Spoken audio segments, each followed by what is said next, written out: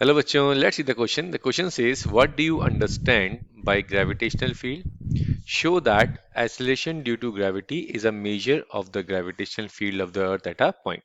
तो बच्चों यहाँ पे अगर हम बात करें की कंसेप्ट की, इस क्वेश्चन को सॉल्व करने के लिए आपसे एक तो ग्रेविटेशनल फील्ड आपको पता होना चाहिए और आपको एक रिलेशन बताना है यहाँ पर कि एक्सेलरेशन ड्यू टू ग्रेविटी ही बेसिकली मेजर करता है gravitational field of the earth at a point. तो यहाँ पे हम सबसे पहले बात करें बच्चों इस क्वेश्चन को सॉल्व करने के लिए की कंसेप्ट की, तो आपको बेसिक कंसेप्ट पता होना चाहिए ग्रेविटेशनल फील्ड का।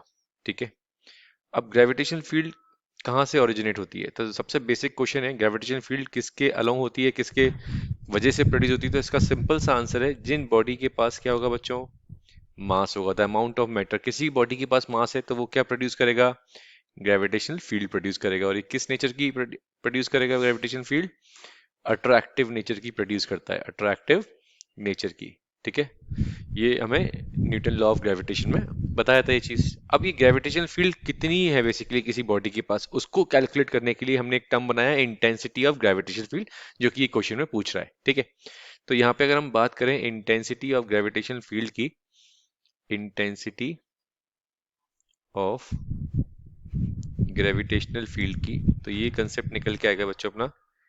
इंटेंसिटी ऑफ ग्रेविटेशनल फील्ड का फॉर्मूला होता है, what is mean by intensity, intensity simply means strength, strength of gravitational field.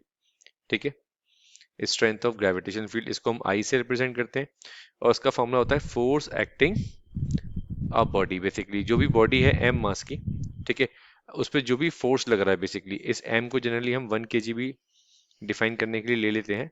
ठीक है, तो जो भी इस बॉडी के ऊपर अट्रैक्टिव जो भी फोर्स लग रही है, ठीक है, वो हमको बताएगा इंटेंसिटी ऑफ ग्रेविटेशनल फील्ड। अगर फोर्स ज्यादा लग रही है उस बॉडी के ऊपर तो ग्रेविटेशनल फील्ड ज्यादा होगी, अगर फोर्स कम लग रही है उस बॉडी के ऊपर तो वहां पर इंटेंसिटी ऑफ ग्रेविटेशनल फील्ड कम होगी। ठीक है, तो ये बेसिक रिलेशन आ गया इंटेंसिटी ऑफ ग्रेविटेशनल फील्ड का।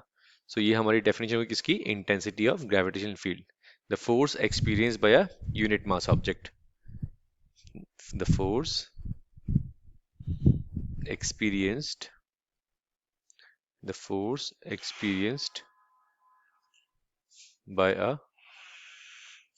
unit mass object is called gravitational field, or you can say that intensity of gravitational field। क्या बोलेंगे उसको हम, intensity of gravitational field। Okay,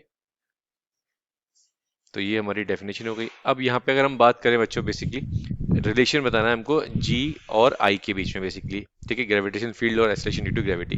तो उसके लिए बच्चों को कुछ बेसिक रिलेशन क्लियर होना चाहिए। एक आपको यहाँ पे एक रिलेशन हेल्प होगा, स्मॉल जी किसके इक्वल होता है बच्चों, G M by R square के इक्वल। ये रिलेशन होता है किसके बीच में, स्मॉल जी और कैपिटल जी के बीच में।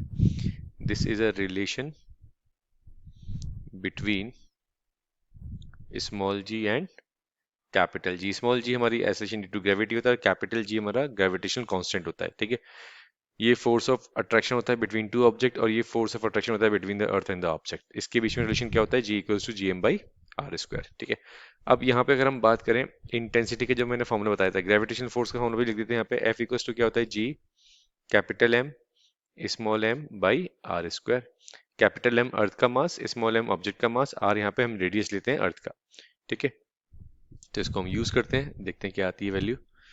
तो यहाँ पे मैंने बताया आपको आई इक्वल्स टू किसके इक्वल, एफ बाई एम के इक्वल।